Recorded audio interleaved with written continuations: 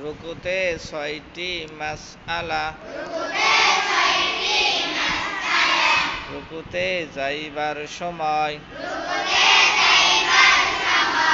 আল্লাহু আকবার বলা সুন্নাত,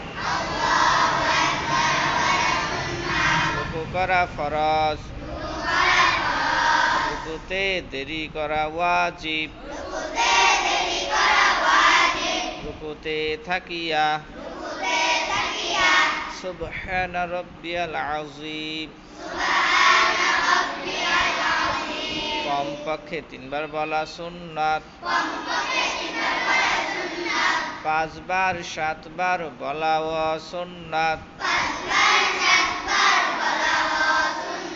রুকু হইতে উঠিবার সময় সামিআল্লাহু লিমান হামিদা, রব্বানা লাকাল হামদ বলা সুন্নাত।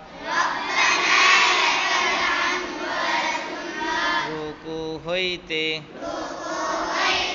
সোজা হইয়া খাড়া হইয়া দেরি করা ওয়াজিব,